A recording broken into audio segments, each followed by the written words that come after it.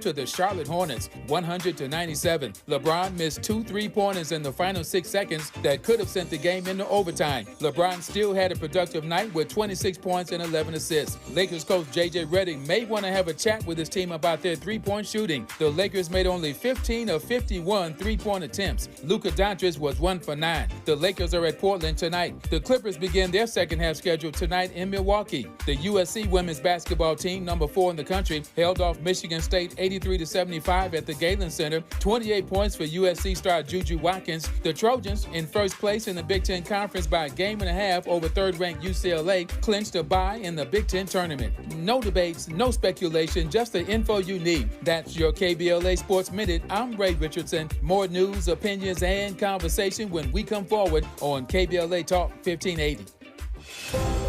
KBLA Talk 1580 stands with you neighbor to neighbor, bringing you resources and what you need to know. For information on fire recovery resources, recovery hubs, and available services, call 211 for the City of Los Angeles and 311 countywide. Aid distribution locations, repopulation updates, and safety rules are constantly changing. Visit the LA City and LA County websites for the latest. If you'd like to sign up for the county's free debris removal, fill out a right of entry form, or get a list of disaster recovery centers that are still active, please visit recovery.lacounty.gov or call the debris hotline at 844-347-3332. If you're vulnerable to mudslides with rain in the forecast, free sandbags are being offered. Go to lacounty.pw/sandbags to find out where to get them. Businesses who have lost their facilities due to the fires can use a regional online source to get free or discounted locations.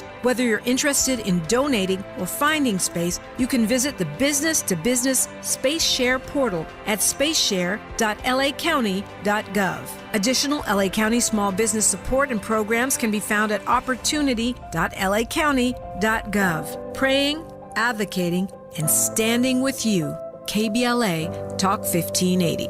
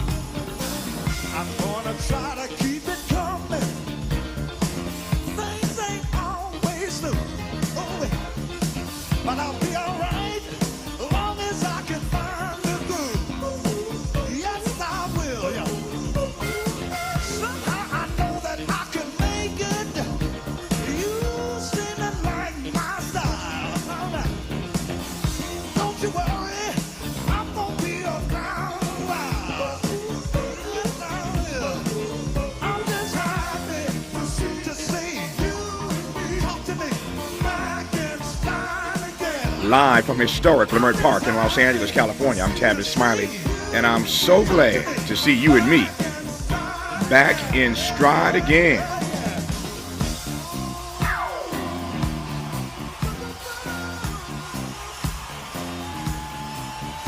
Before we get started with today's show, let me invite you to follow me on Facebook and Instagram at The Real Tavis Smiley, and get updates on X, that's formerly Twitter, at Tavis Smiley. By the way, should you miss any part of today's program or want to catch up on previous shows, you can always visit thetavismiley.show.com. That's thetavismiley.show.com, or wherever you get your podcast, and listen to the Tavis Smiley podcast version of this live program at your leisure. Another great show on tap for you today in our second hour.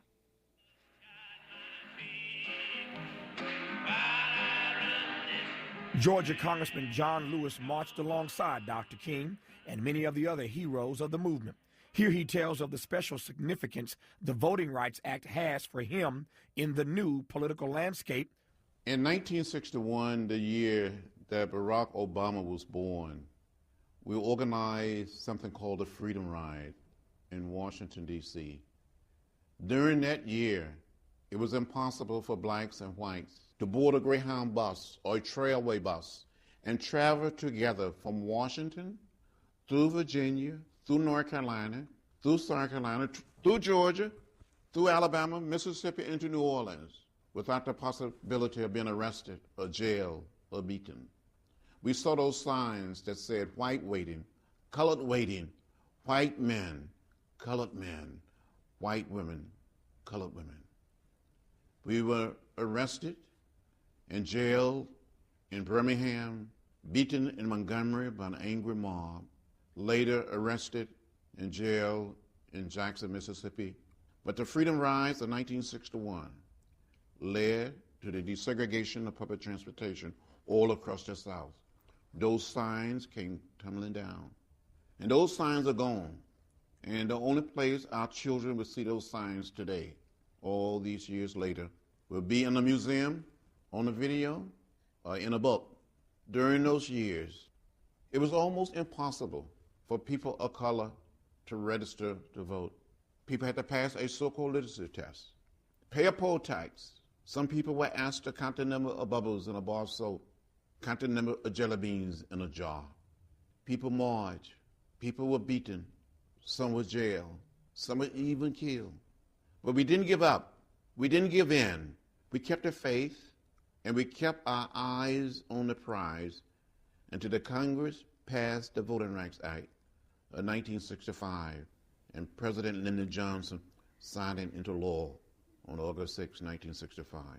And because of that effort, we have witnessed what I like to call a nonviolent revolution in America. I had the honor of interviewing John Lewis many times, and that was John Lewis talking to me for a special I produced back in 2009 called Memories of the Movement. Today, we celebrate what would have been civil rights icon John Lewis's 85th birthday.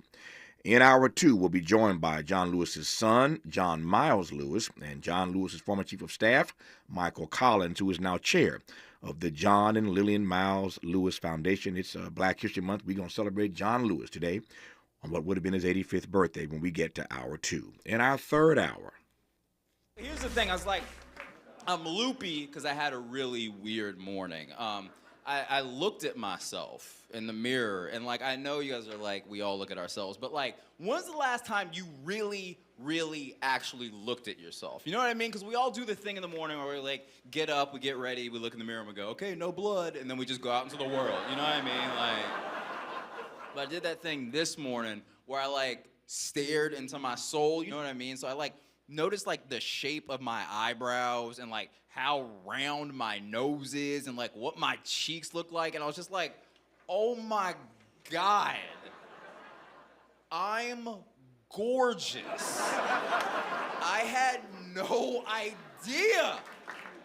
This whole time, I thought I was a 7.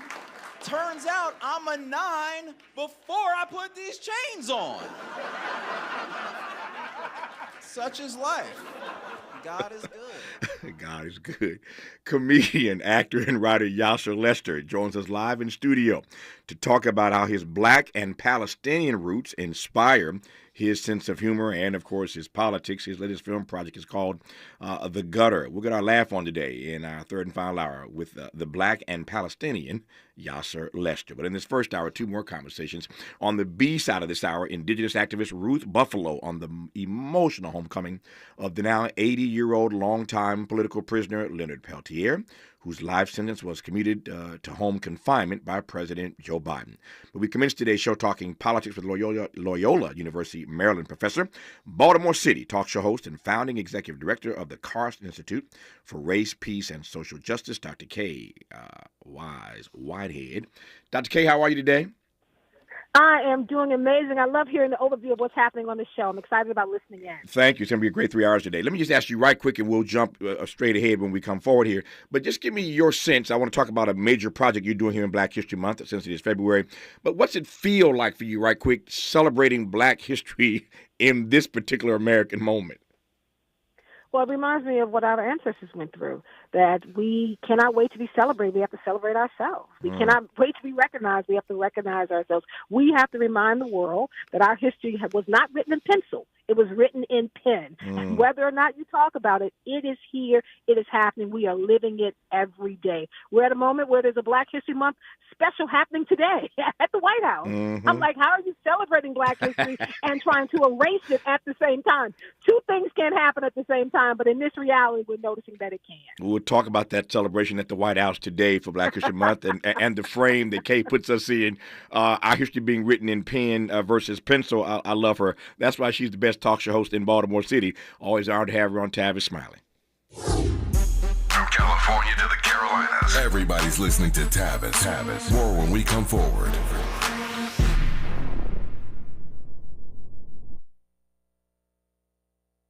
This is an ad by BetterHelp Online Therapy. When it comes to relationships, we often hear about the red flags we should avoid, but it's just as important to focus on the green flags. Think about how you want a relationship to feel, one where your boundaries are respected and you're encouraged to be your best self.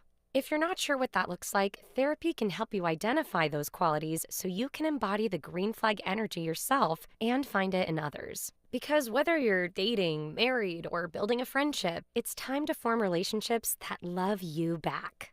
BetterHelp connects you to a diverse network of over 30,000 therapists worldwide with expertise in a wide range of issues, from depression and anxiety to work and relationships. It's 100% online and sign-up only takes a few minutes. Find your green flag energy with BetterHelp. Visit BetterHelp.com/ABC Radio today to get 10% off your first month. That's BetterHelp, HELP.com/ABC Radio. I have a dream today. They said it couldn't be done. They said we wouldn't make it. But history had other plans. This February, KBLA Talk 1580 celebrates the dreamers, the doers, and the breakthrough makers of Black History Month. Your station, your stories. We're KBLA Talk 1580. Make a move into a home of your own. With City National Bank's Ladder Up Home Loan Grant, you could receive up to $20,000 that you never need to pay back. Use it toward your down payment, save on closing costs, or to buy down your mortgage rate. Find out more at cnb.com/ladderuphome. City National, here for every stage of the journey. Property must be in a qualifying market in California, New York, or New Jersey. Additional terms and conditions apply. Not all applicants will qualify. Terms are subject to change without notice. City National Bank is an equal housing lender. Member FDIC. NMLS number 536994. Hey, Dad, how do airplanes fly? What's in this box? Is this tree good for climbing? How are babies made? What does this thing do? Kids are curious about everything, including guns. Talking to them about gun safety in your home is a good first step, but you can do more. Always keep your guns locked, unloaded, and stored separately from ammunition. Safe gun storage saves lives. Learn how to make your home safer at endfamilyfire.org. That's endfamilyfire.org. Brought to you by End Family Fire, Brady, and the Ad Council. The new year brings new health goals and wealth goals. Protecting your identity is an important step. Your info is in endless places that could expose you to identity theft, leading to lost funds. LifeLock monitors millions of data points per second. If your identity is stolen, our restoration specialists will fix it, guaranteed, or your money back. Resolve to make identity health and wealth part of your New Year's goals with LifeLock. Save up to 40% your first year with promo code NEWS. Visit lifelock.com. Terms apply. Made fresh daily in the Mert Park, Los Angeles, California. You're listening to Tavis Smiley. Tavis Smiley and K. Wise Whitehead, professor, author, head of the Carson Institute. A lot to talk about with her in the time that I have. I was laughing during that break, Kay, thinking about this celebration of Black History Today at the White House in the Trump era. You recall back in the first term, maybe like 2017, when Trump was talking about Frederick Douglass as if he was still living?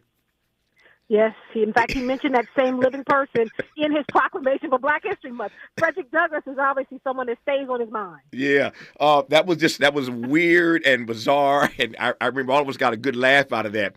It was clear talking about Frederick Douglass that he didn't know who he was, or that he had long since passed away.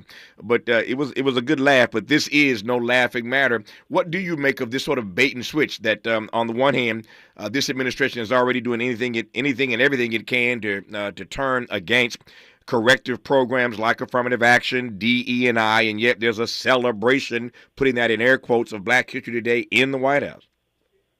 I think we have to go back to something, and I believe it was Maya Angelou that said, when people show you who they are, you just got to believe them the first time. It's either Maya or Tony. The idea that back before we had 45 as president, when we go back to his policies and his procedures, we already knew where he stood with Black history. We knew where his father stood with Black history. The work he's doing now is just a public revelation of all the things we already knew about how he saw all marginalized communities, especially Black communities. There's something about the Black community that just digs into exactly how he frames himself, because we know that when the playing field is level and we compete, we're going to be victorious. All we're saying, don't give us special treatment. Get us in the door. We will take it from there.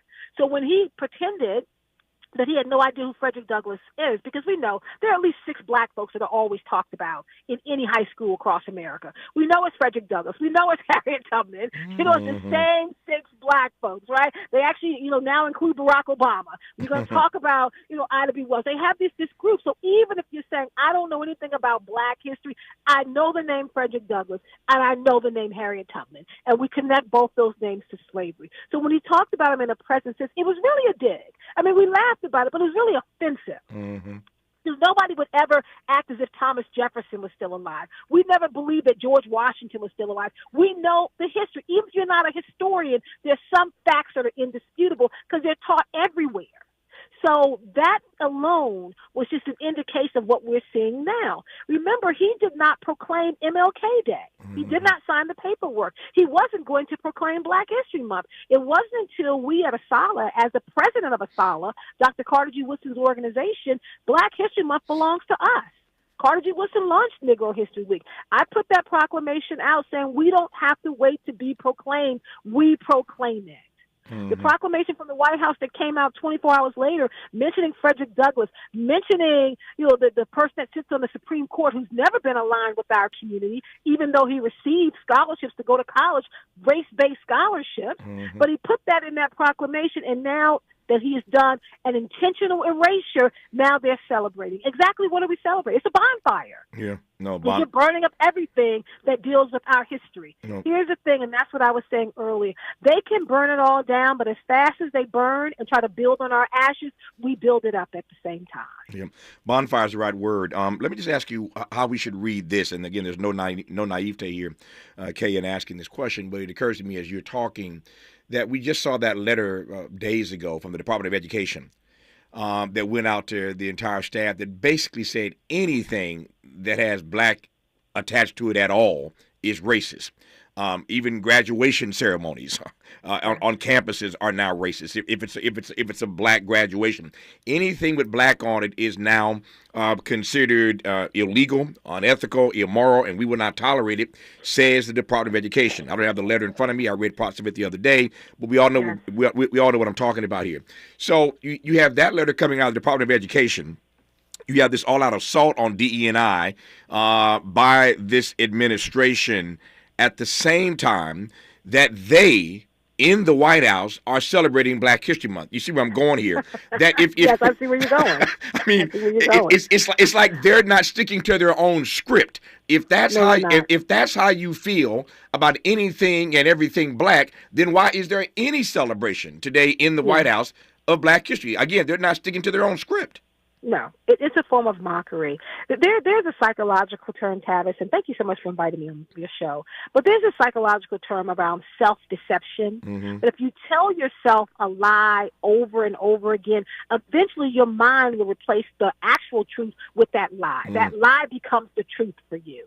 We have for years heard the lie coming from certain white men in this country that being called a racist is something that is offensive, by not allowing them the freedom to be who they are. If everything is racist, they said, then nothing is racist. What they have done with this self-defection, they've actually turned everything around. All the things that we lifted up and we pointed out around white supremacy has now blown back up in our face.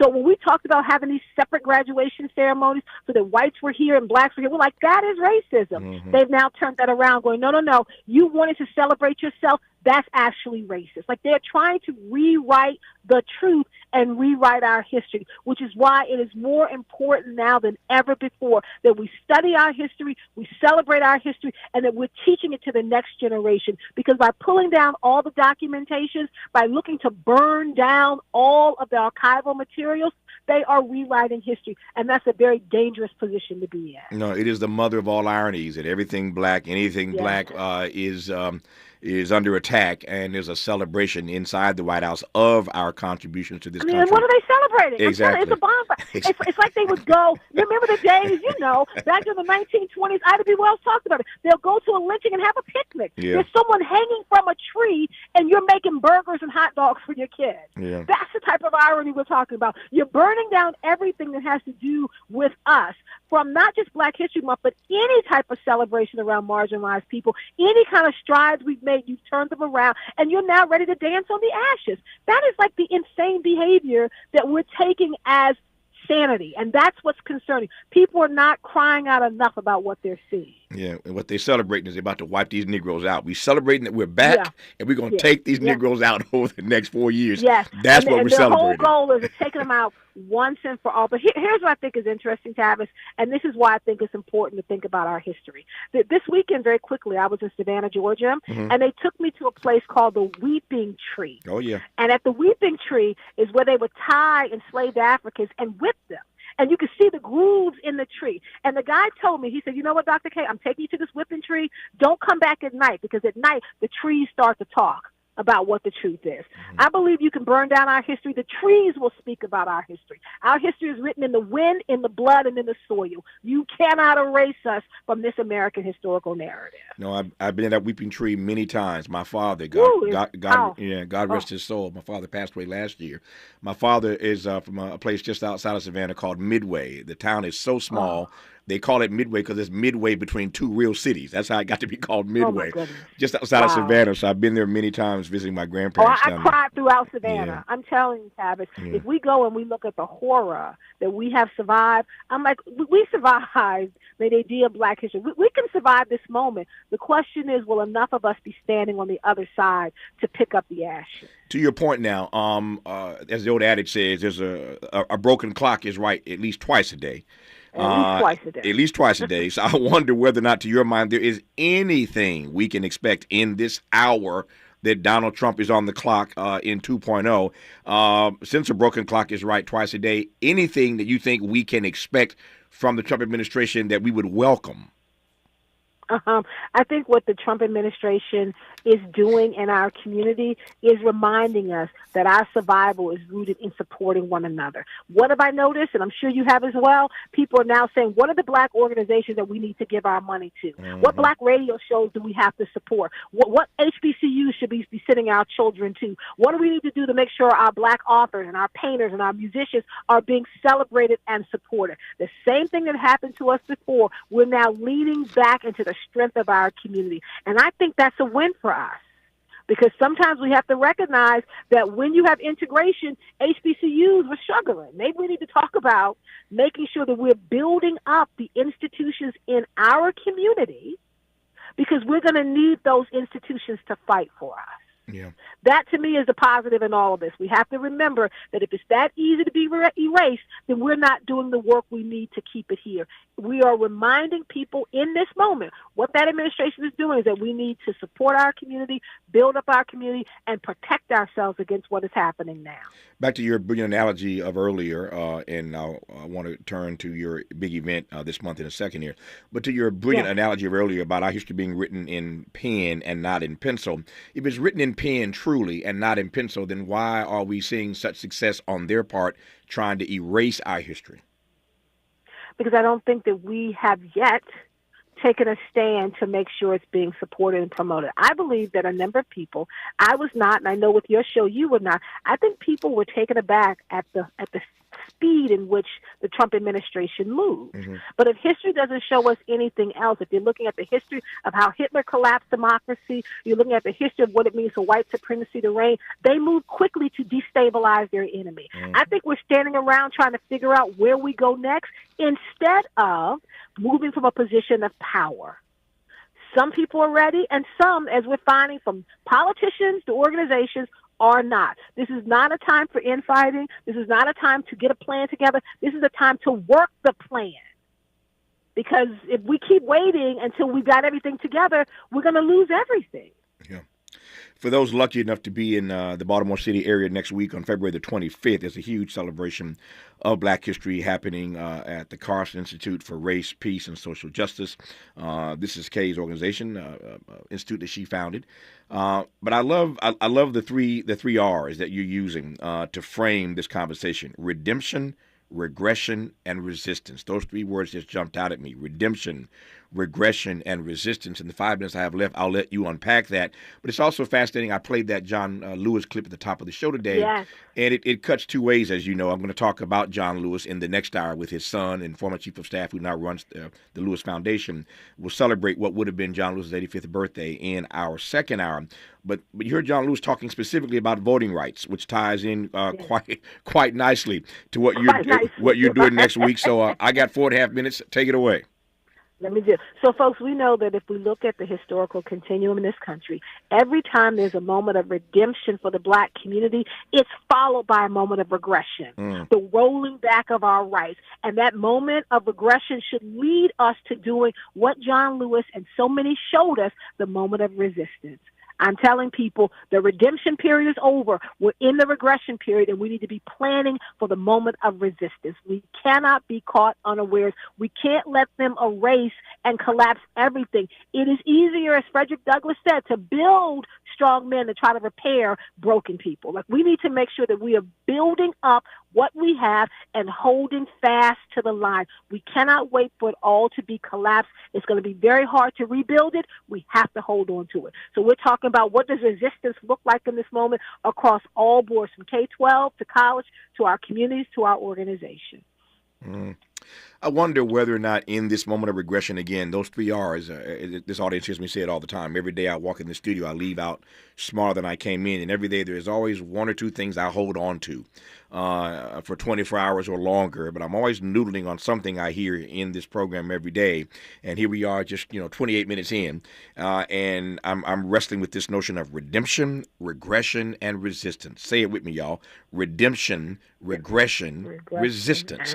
Those are the three R's we're going to focus on today. But I wonder, in this moment of regression, whether or not Black people have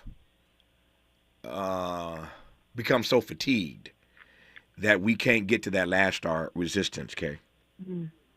The problem is, Brother Tavis, is that we collectively have been fighting for a very long time, but we individually have not, okay? Yeah. So I can say, oh, I'm so tired, but I am not part of the baby boomer generation. My parents fought against Jim Crow. I did not. I'm Gen X. I mean, our biggest struggle was thinking about Nelson Mandela and apartheid in South Africa. So I'm like, hey, Black folks, Gen X, what are you tired about? When I talk to my sons who are Gen Z and my daughter who's a millennial, I'm like, seriously, everything's been laid out for you. Why are you so fatigued? I tell people, don't tell me how long we struggled, because you individually have not. So now this is your moment to do all the things you said you would have done if you were back at that time. You said you would have ran away with Harriet. You said you would have marched with King. You said you would have protested with X. You know what? This is your Harriet Tubman, Martin Luther King Jr., your Malcolm X, Ida B. Wells moment. Now you have to do all the things you said you would have done. You have to do them now. You don't have time to get tired, because you've been coasting and relaxing, dealing with your Netflix, dealing with your Hulu, being an influencer. You've had a good time where you have relaxed and you have benefited from it. Now is the time to work. They are blessed to have her on the air in Baltimore City. You see why can't nobody touch Kay in the city of Baltimore. She's a bad girl. It's the Carson Institute for Race, Peace, and Social Justice, their Black History Month celebration. If you are lucky enough to be in the Baltimore City area next week, February 25th, let's say it again together, shall we? Redemption, come on, regression, resistance. And resistance. Those are our three R's for the day. Kay, I love you. Thank you for your time. All the best to you. Love you too. Anytime, sir. Bye-bye. All right, stay strong. More of Tavis Smiley when we come forward. This is getting good. Yeah, man. Tavis Smiley continues when we come forward. With Progressive's Name Your Price tool, you get coverage options based on how much you want to pay for car insurance. And then you decide how to spend the rest of your money, because you're in charge. And right now, you're going to pay for groceries. But you decide what groceries. Just keep in mind you're running out of dishwashing soap. But you decide if you're going to buy that soap. Just those dishes won't clean themselves, will they? Remember, with Progressive's Name Your Price tool, we'll help you find coverage at a fair price. And then you're in charge. Progressive Casualty Insurance Company and affiliates, not available in all states. Price and coverage match limited by state law. I'm Bree Wood with 4 things you should know with BIN News. 2 people died in a mid-air collision between 2 small planes near Tucson, Arizona. The incident involved a Cessna and a Lancer. The FAA and NTSB are investigating. President Trump criticized Ukrainian President Zelensky on social media, calling him a modestly successful comedian and a dictator without elections. Trump suggested Ukraine started the war with Russia and said the conflict is more important to Europe than the U.S. Wall Street closed higher with the S&P 500 hitting a record. The Fed's minutes indicated more progress on inflation is needed before another rate cut. The Dow gained 71 points, the S&P 500 rose 14 points, and the Nasdaq gained 15 points. And Turkey is exporting some 15,000 tons of eggs to the U.S. as bird flu sent egg prices skyrocketing here. Deliveries will start this month and continue through July, according to Turkish officials. Get BIN News on demand 24/7 on the iHeartRadio app. If you or someone you know is affected by the Los Angeles wildfires, you are not alone. No matter how sad, scared, or heartbroken you feel, Cal Hope is here for you and all those affected by the devastating wildfires. Find free, safe, and confidential mental health support at calhope.org. This is the KBLA Sports Minute with Ray Richardson.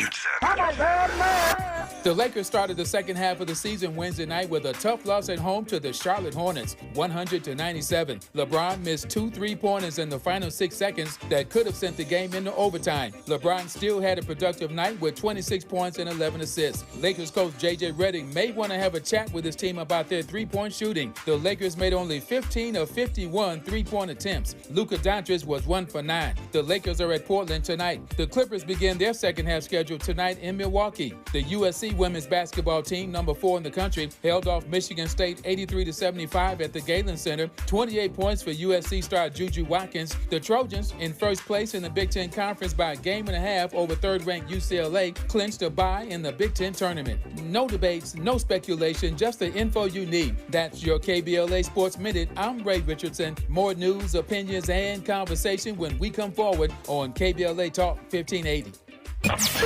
There's new reaction following the Trump administration's sweeping efforts to cut the federal workforce. Fired but not forgotten. The Testimony Project. Bearing witness, breaking silence, building community. KBLA Talk 1580 is committed to amplifying the voices of black federal workers impacted by the mass firings. Rooted in the black tradition of testimony, this initiative ensures that those who served us are not erased from history. Through firsthand accounts, investigative storytelling, and community-driven dialogue, we intend to expose injustice, preserve truth, and demand accountability. If you or someone you know has been forced out of federal employment due to the mass firings, please contact us at info@smileyaudiomedia.com or via the open mic feature on the KBLA 1580 app. We want to hear from you and share your story. KBLA Talk 1580, we've got your black.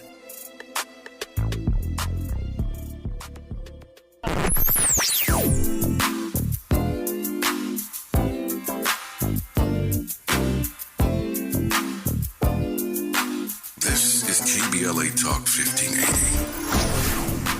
Talk radio. That's music to your ears. We're unapologetically progressive. KBLA Talk 1580. If you're living with dry age-related macular degeneration or dry AMD, you may be at risk for developing geographic atrophy or GA. GA can be unpredictable and progress rapidly, leading to irreversible vision loss. Now there's something you can do to slow it down, get it going slower. Izervay is proven to slow GA progression. Izervay gets GA going slower. Izervay or avacincaptad pagel is a prescription eye injection used to treat GA. Don't take it if you have an infection or active swelling in or around your eye. Izervay can cause eye infection, retinal detachment, or increased risk of wet AMD. Izervay may temporarily increase eye pressure. Your vision may be impaired after an eye injection or exam. Don't delay. Ask your doctor about Izervay today. Izervay gets GA going slower. Visit Izervay.com. That's IZERVAY.com. Paid for by government.com. Did you know the United States Mint has issued a new Morgan silver dollar coin in proof condition for the first time? Not only that, they are also minted in 99.9% pure silver for the first time ever in history. Coin experts are calling this an amazing opportunity for anyone that knows the enduring popularity of Morgans. But you must hurry. Only 400,000 of these legal tender silver dollars were issued. These first ever Morgan silver dollars are brand new with stunning mirror-like finish, minted by the iconic San Francisco Mint. Call now and you're guaranteed a new first ever 99.9% pure silver proof Morgan dollar. To learn more, call 1-800-973-9717. If you order now, you will receive a free coin collector bonus pack, a $25 value, free with every order. Call 1-800-973-9717 now to secure your new Morgan silver dollars before they are gone. That's 1-800-973-9717.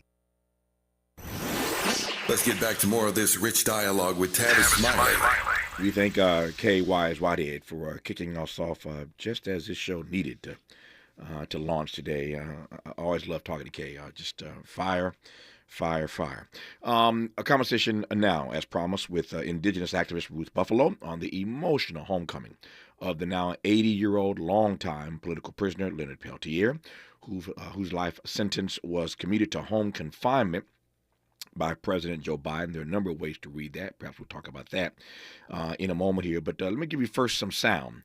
50-plus years in prison, you finally are allowed to go home. And this is what it sounds like when you're welcomed home. This is audio of Leonard Peltier speaking in a pretty cavernous room. So just tune in a little bit, turn your radio up, you can hear him a little better. But it's not our audio. He's in a massive space with a lot of people welcoming him home. So, but take a listen to what Peltier had to say when he returned home to North Dakota. When I left, we didn't have a pot to piss him up. We didn't have nothing, man.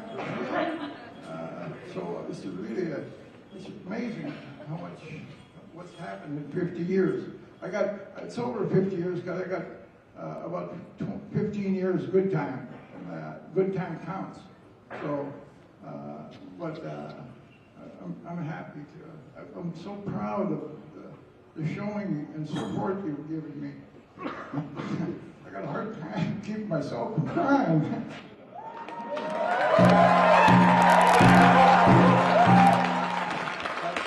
I'm also a strong believer that a strong warrior can't be up here crying in front of his people. So I'm not going to cry.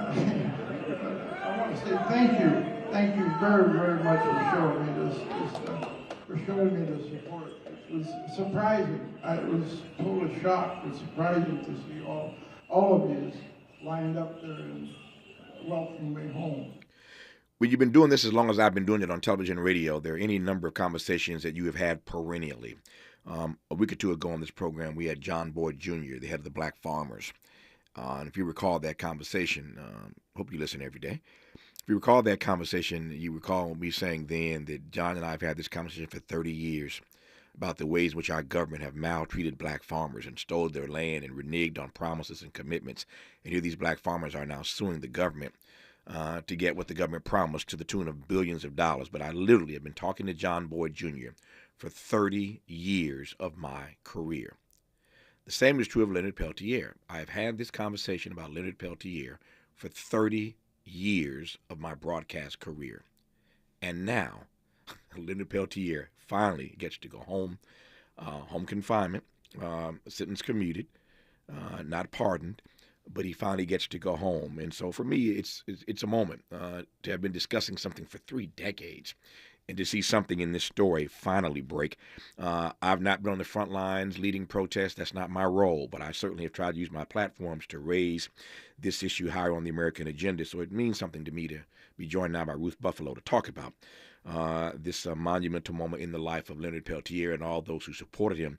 Ruth Buffalo, good to have you back on this program. How are you today? Hi, Dosha, and thank you, Mazagadad. Thank you. Good to be back. It's good to hear your voice. Let me just jump right in and make the most of the few minutes that we have. How do you read this this moment? It's like you mentioned, monumental. It's equivalent to, many of the political prisoners who were released, like Nelson Mandela, it's at that level for sure for not only Indian country but the entire globe. So it's a beautiful day and a beautiful time, and we're thankful to be alive to witness it within our lifetime. Yep. These victories don't come easy. They don't come easy for black folk, and they certainly don't come easy for Indian country, to use your phrase. But how is this victory resonating inside of Indian country? It's resonating. I mean, many say it's the first step towards healing. There's so many things that resonated with me, even just hearing what you're saying today on the show with like land being taken or farmers. Like I come from a historical agricultural tribal people too, where 90% of our agricultural land was flooded for the making of the Garrison Dam in North Dakota, and then it once again split communities, and many people did relocation program, went out to east, west coast, large metro areas, but also children were taken to boarding schools, and one was Wahpeton Indian Boarding School an hour south of Fargo, and that's where Leonard and his siblings were sent, as well as my mom and her siblings. So lots of parallels, but we're just so happy that he's back, and we can breathe fresh air, can sleep not in a cell, can eat a meal, and hear laughter, hear community coming together, hear songs and the drum. It's just a beautiful time, and super thankful that he's out, and hopefully, he can find peace and healing, and also get back to his artwork. He's an amazing artist, and so just looking forward to better days ahead for Leonard Peltier, his family, community, and the entire globe. Yeah, we all eventually have to do that dance with mortality. We're not going to escape that dance, and it's far better to do your last few steps at home than in a cell. I take your point. And yet, Leonard Peltier's lawyers have said he shouldn't even be subjected to house arrest. They were hoping for more, hoping for better. I don't think they're going to be ingrates about what President Biden did give them, allowing Leonard Peltier to come home. But how do you read the fact that while he is home, he's under house arrest, he did not get a full pardon? How do you read that? It's a step, but it's kind of something that we're not accustomed to, Right. So it's not surprising, but yeah, it's definitely hopefully a window where he can get the medical attention and care he deserves immediately, and hopefully that will, add years back onto his life. You used a phrase a moment ago that we use a lot in our political discourse, but a phrase not often used to describe or define Americans, and that is the phrase political prisoner. We think of Nelson Mandela and a long list of other people. If I had the time, I could run this list of those persons who we regard as political prisoners. And yet, for those who supported Leonard Peltier's case all these years, he has, in fact, been defined as a political prisoner. Unpack that term for me in relation to its use vis-a-vis Leonard Peltier. He was standing up for our communities, for our women, for our children, for our treaty rights. The United States federal government has federal trust, obligation, and responsibility to the tribal nations of this country, what is present-day United States of America. We are born into this unique political relationship with the United States federal government. And so lots to unpack there, but definitely he was used as an example to really deter people from wanting to take a stand for what's right, and the forces that be worked overtime to make sure or try to silence Leonard Peltier and anyone who believed and believed in the same manner of everybody should be free, everybody should stand up for their rights, and holding the United States federal government accountable was at the heart of the work that Leonard was doing, I believe, in protecting women, children, our communities, our treaty rights, our very existence. So it's a lot to unpack, but definitely thankful that he's out. He's in his homelands of Turtle Mountain Band of Chippewa Indians in North Dakota, which is very close to the Canadian border. Very, very cold there this week. But it's just really good to see him getting, nurtured with the food, the songs. It's just all good medicine, and to see his family members, it's just very beautiful thing. And so many people, including my mom, my uncles, who are boarding school survivors, we're all really pushing for his release, his freedom, and so it's definitely a beautiful moment in time. There were a lot of people advocating for his release, including Nobel Peace Prize recipients, former law enforcement officials, former federal judges, including one of the lead prosecutors on the case, human rights organizations, all kinds of celebrities. And after 50 years, it finally resonated, and Joe Biden pulled out his pen and commuted the sentence of Leonard Peltier. More with Ruth Buffalo when we come forward on Tavis Smiley. Generous listening. Charitable listening. It's why everybody wants to talk to Tavis. The conversation continues when we come forward. Texting privacy policy and terms and conditions posted at textplan.us. Texting enrolls for recurring automated text marketing messages. Message and data rates may apply. Reply stopped, opt out. Individual results may vary. Consult a doctor prior to use. You've lost so much weight. How'd you do it? I got medical treatment for weight loss through Zelty and lost 50 pounds. I struggled for the longest time, but Zelty makes it easy and affordable to get weight loss treatment 100% online. Zelty providers can prescribe FDA-approved weight loss medications clinically shown to help people lose weight, like Wegovy, Zepbound, and others. I've heard those medications can help you lose weight, but aren't they expensive? Zelty can help get the medication covered by insurance, so it's as little as $0 a month. What if you don't have insurance? No problem. Zelty may be able to help you get other GLP-1 medications for 80 to 90% off the price of name brand medications. I'm ready to start losing weight. How do I get started with Zelty? Just text. Text SUNNY to 200-300 to get started today with Zelty and see if weight loss medications like Wegovy and Zepbound are right for you. Don't wait. Text now for a link to your exclusive offer. Text SUNNY to 200-300. That's SUNNY to 200-300. SUNNY to 200-300.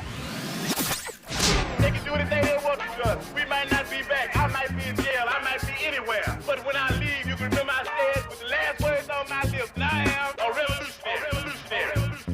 On Saturday, February 22nd, you are invited to A Night with the Panthers, a special fundraiser dedicated to supporting Black Panther veterans who now require assistance with essential needs such as medicine, food, and housing. These Black Panther veterans championed human rights, fed the hungry, educated the community, and stood as powerful symbols of resistance and resilience. Despite their incredible sacrifices, loving and serving the people did not come with retirement plans or financial security. So, now it's our time to honor their legacy and ensure that they are cared for with the dignity they deserve. You can help by attending and supporting A Night with the Panthers, Saturday, February 22nd, 6:30 p.m. to 10 p.m. at the Project 43 Team Post Center, 6841 Crenshaw Boulevard, Los Angeles. For more information, contact Black Panther Party Breakfast at gmail.com or call 707-554-2784. That's Black Panther Party Breakfast at gmail.com or call 707-554-2784. This is a community call to action from KBLA Talk 1580. At KBLA Talk 1580, we've got your black. Hey there, Los Angeles. This is James Lucky Jr., publisher and editor of Los Angeles News Observer. Are you hungry for news that matters to you in the African-American communities of Los Angeles? Well, buckle up, because we got the scoop you've been craving. Stay in the know and never miss a beat with our free weekly publications conveniently available near you. Or hop on the digital wave and become an exclusive subscriber at OGNSC.com. Don't forget to join the party on Instagram and Twitter at OGNSCINC for behind-the-scenes access and sizzling updates. No more FOMO. Let's stay informed, connected, and empowered together.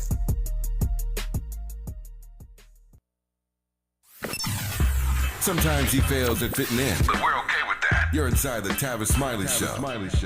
You are indeed with Ruth Buffalo as we celebrate the homecoming of Leonard Peltier after 50 years of incarceration in a federal penitentiary. Joe Biden commuted his sentence just before he left office, and Leonard Peltier has returned to his home in North Dakota. We jumped so quickly into the celebration. For those who've not been following the story for 50 years, I probably should have done this early on, but I can do it now because it leads me to where I want to go anyway in this conversation with Ruth Buffalo. If you don't know the backstory very quickly, Leonard Peltier, Native American activist, was convicted in 1977 of killing 2 FBI agents. There were others involved in this incident. 2 other members accused were tried separately and acquitted on self-defense. but exculpatory evidence that was admitted during their trials was excluded all those years ago, excluded from Peltier's trial. And he has argued for all these years that had that evidence been allowed in, and they've discovered additional evidence, he would never have served these 50 years behind bars in the first place. And so over the years, over the decades, his case garnered and kept worldwide attention until Joe Biden finally made his move. My first question, having given more of a backstory here, Ruth Buffalo, is what you make of the fact that the case did, in fact, continue to gain worldwide attention over the years as opposed to him being forgotten in a prison cell? I would say for the simple fact that it was clear over time the discrepancies within the case itself. I know there have been a lot of scholars throughout the country, globe, who have taken interest because they studied the case and saw all of the different ways in which he was mistreated and how things were tampered with. So it was just very clear that it was a huge injustice, a huge wrongdoing done to Leonard Peltier. I know many scholars, PhD people, Indigenous and non, were also looking at trying to find ways to have more discourse around the case itself. So it was gaining a lot of traction in a lot of different areas for sure. Yeah. Leonard Peltier also became a symbol to Native Americans, as you heard Ruth Buffalo sort of intimate earlier, but I want to go right at it. He became a symbol for Native Americans and indigenous activists of the federal government's suppression of their rights. I wonder in the years to come how that example will play. We'll close our conversation with Ruth Buffalo addressing that issue when we come forward on Tavis Smiley. Why does Tavis say when we come forward? Because he's not going back. And you don't have to go back either. Forward ever, backward never. More of Tavis Smiley when we come forward.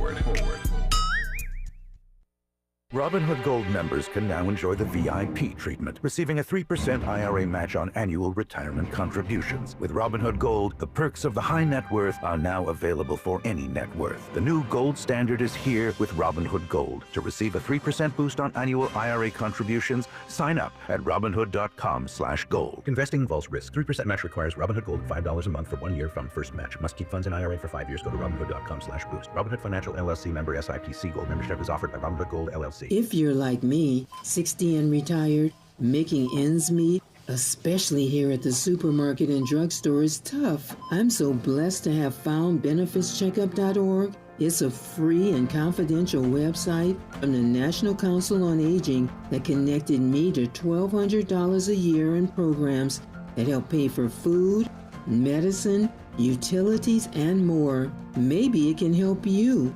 benefitscheckup.org.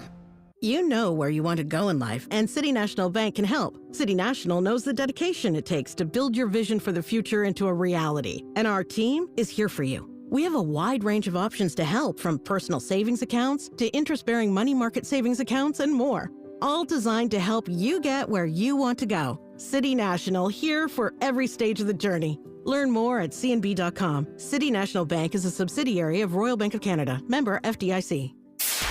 KBLA Talk 1580. We've got a lot to talk about. KBLA Talk 1580 reminds you, when we fight, we win. The Youth Justice Coalition is challenging America's addiction to incarceration and discrimination. YJC works to dismantle policies leading to mass incarceration, law enforcement violence, and the school-to-prison pipeline. Their approach, transformative justice, community intervention, free LA high school, legal defense, and system monitoring. YJC promotes safety without relying on prisons. Their goal, prevent system contact and help people exit the system through direct action, advocacy, and education. Want to get involved or need help? Call 323-235-4243. That's 323-235-4243. Join YJC in creating change. When we fight, we win. KBLA Talk 1580, your voice for justice. This is a community call to action from KBLA Talk 1580.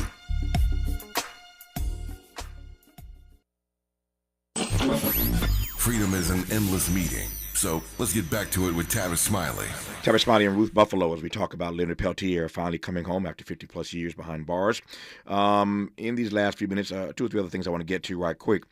He is home after, again, 5 decades behind bars, but law enforcement staunchly opposed any clemency or pardon for him all these years. And today, they are still not happy that Joe Biden commuted his sentence. What say you, Ruth Buffalo, to law enforcement? We have to come together and reach a better understanding that during those times of the 1970s, how badly Native or tribal people of these lands that you reside on were treated, treated less than human. Women, children were targeted. Those are war tactics. And oftentimes, I remember when I would visit Leonard in prison at Coleman 1, he would say, the Indian Wars never ended. And so it's in different shapes and forms in this generation, but we still have to continue to work together to educate others, and find ways to uphold our treaty rights. The Congress, we're in a sovereign relationship with Congress. Every member of Congress and the president, executive branch represents each federally recognized tribe, as well as sovereign tribal members. In this trust relationship, they have a fiduciary responsibility to us, and it's written so in the United States Constitution.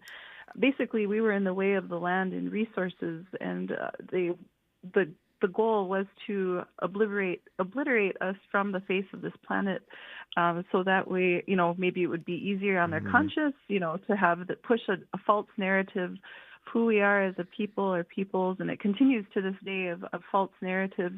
And really, if the truth was out there, they would really have a lot of answering to do, and that's kind of where it seems as though they're sidestepping responsibility, and hence this strong false narrative rhetoric towards Native peoples or anybody who tries to stand up for their rights as a human being. You mentioned Nelson Mandela earlier, just watching my time here. It is amazing to any and all of us that Mandela's spirit was as strong as it was 27 years after being in captivity. The same can be said of Leonard Peltier. When he came out, he said, and I quote, "They may have imprisoned me, but they never took my spirit. They may have imprisoned me, but they never took my spirit." You visited him, as you mentioned, many times while he was behind bars. What do you make of the fact that he kept his spirit strong for 5 decades? I would say just I can't speak for him, but my interpretation or translation is just being rooted in our spirituality, as a people, as a human being. And there were so many people praying for him through ceremony, on a daily basis. And I have to believe that prayer works.